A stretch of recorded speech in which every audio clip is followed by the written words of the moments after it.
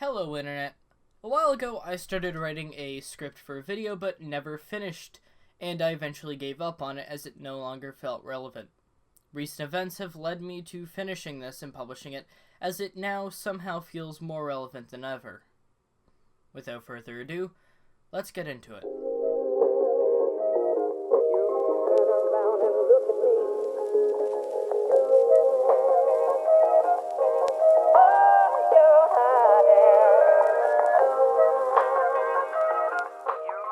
Today I want to talk about politically motivated violence.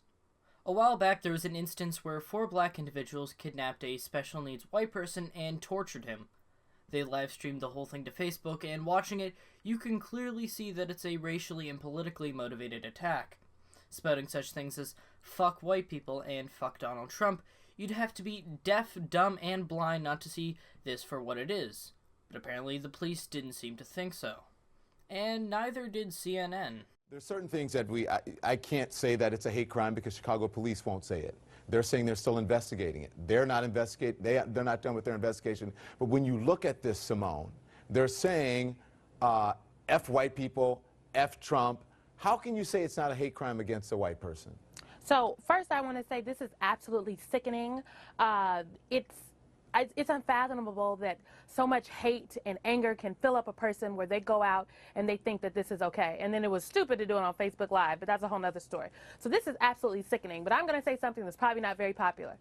We cannot callously go about classifying things as a hate crime. Motive here matters. So was this for hate of Donald Trump, the president-elect, because of things that he has said, or was this for pure hate of white people? That matters, because if we start going around and anytime someone says something or does something really egregious, really bad, and sickening in this instance in connection with the president-elect or Donald Trump, or even President Obama for that matter, because of their political leanings, that is slippery territory. That is not a hate crime. Hate crimes are because of a person's racial ethnicity, their religion, their gender, a disability. It is your political leanings because someone doesn't like your political leanings and they do something bad. And I believe that the people trying to downplay this were in a minority of progressives trying to push this message. But then, Trump was elected.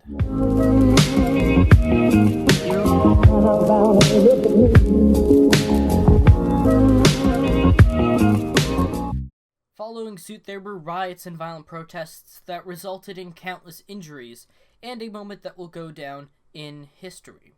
To be honest, this is where we are.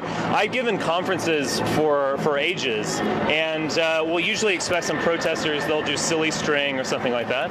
We've entered this new world where the leftist protesters, no, I'm not a neo-Nazi. You like black people? Well, why do you hate sure. Why do some neo-Nazis love you, but you're not a neo-Nazi? Neo-Nazis don't love me, they kind of hate me, Following actually. the KKK, neo-Nazi. Those people don't like me, Are you to be like honest. the hipster version of the neo-Nazi movement? It's Pepe's become kind of a symbol. The man in that clip, if you don't already know him, is Richard Spencer. I don't know a lot about him, but from what I can hear in the video, he's not what they're calling him. I don't agree with the actions in this video, but it didn't bother me as much as what followed. People actually started endorsing these actions, whether it be news outlets and independent journalists, or Hollywood actors and celebrities alike. This is what scared me.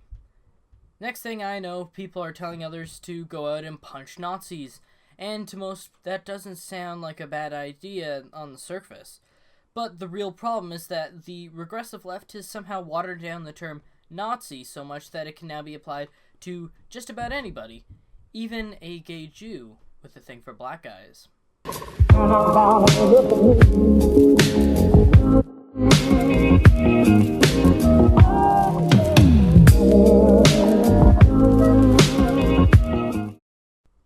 Milo has been called a Nazi in the past, despite the fact that he came out on multiple occasions to distance himself from such people. He doesn't even consider himself to be alt-right, though he does find them to be good fun sometimes. Milo is far from a Nazi, but that hasn't stopped the easily offended millennials from triggering all over the place. Most recently, there was a protest at one of Milo's talks at UC Berkeley. This time, though, it was different. Quickly, the protests turned violent, and many people were hurt. One person is currently in a coma because he was beaten so fucking badly. It's worth noting that the flags being paraded around this were anarcho-communist flags, the same flags seen during the protests at Trump's inauguration. This all resulted in the university shutting down the talk as things became too dangerous. Fires had been started, and there were protesters throwing rocks and bashing through windows. This was fucked up.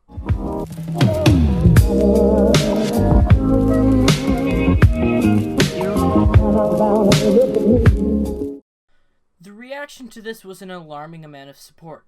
People calling this the resistance, as if they were fighting back against some sort of tyrannical government. Spoiler alert, they're not.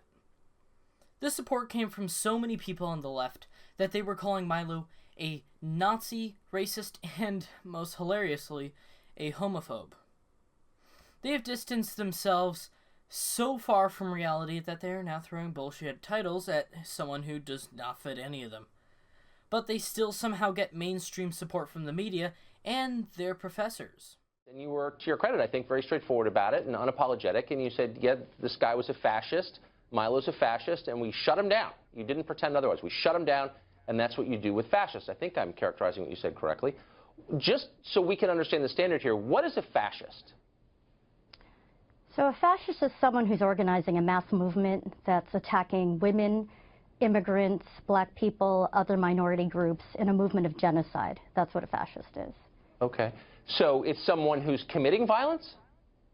And it's someone who's committing violence and who's trying to organize other people to commit violence. Okay. And Milo Yiannopoulos is a fascist. Okay. So he's committed acts of violence against the protected groups you mentioned? Well, what he's doing is he's trying to be the youth face and the token that other people who are organizing violence try to hide behind. And so in all of his talks all over the country, what Yiannopoulos has done is whip up a whole lynch mob mentality where people who come to see him or his supporters not only agree with his views, but also attack other people. We will get past the lies.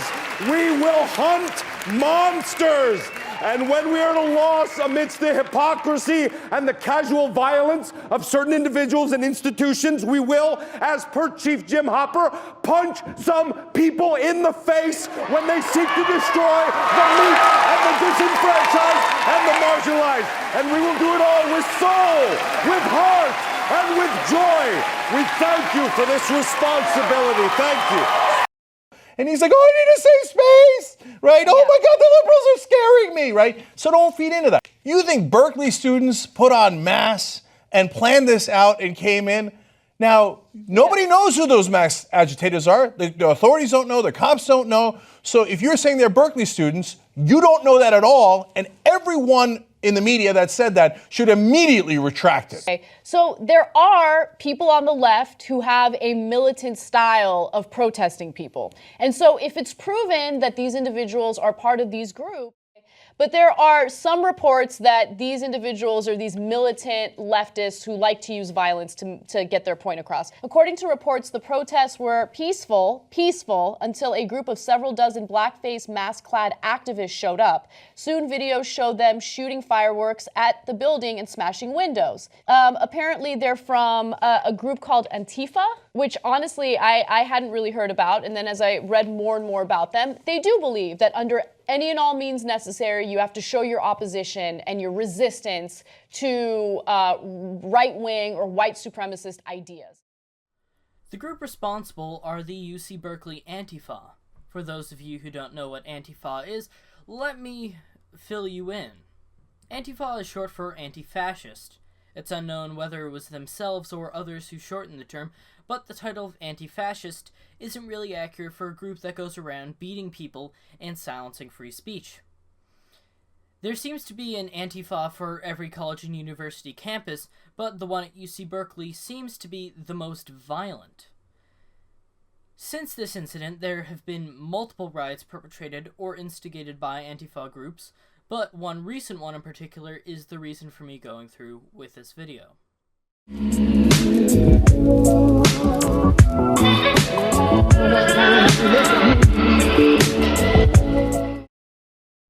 This was the great battle that everything had been leading up to, and oh boy was it intense.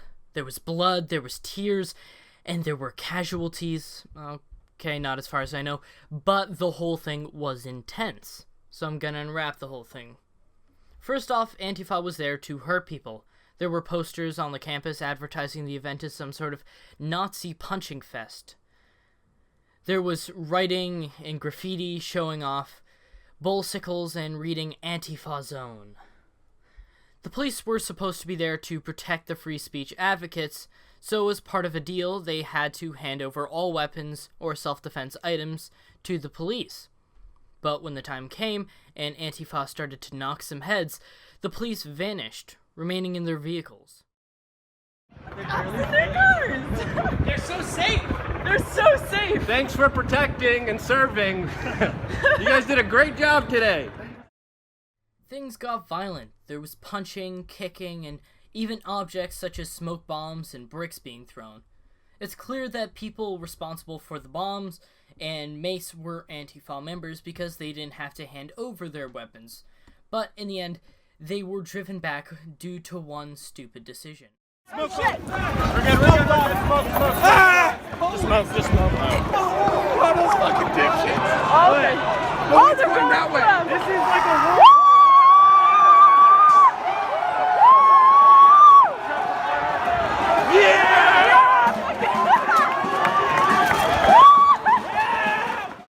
That's right, they threw a smoke bomb right as the wind was going in their direction. Maybe I shouldn't make fun of these childlike imbeciles, but really? Are you fucking kidding me? They fucked themselves over in the end.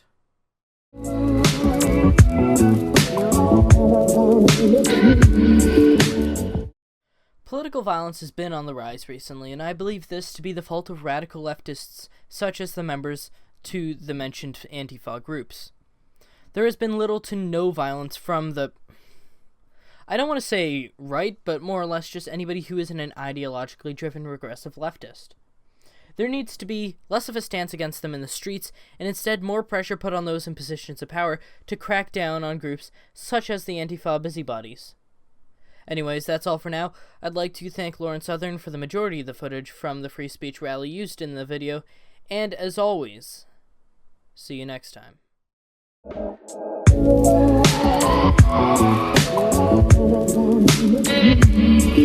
Yeah.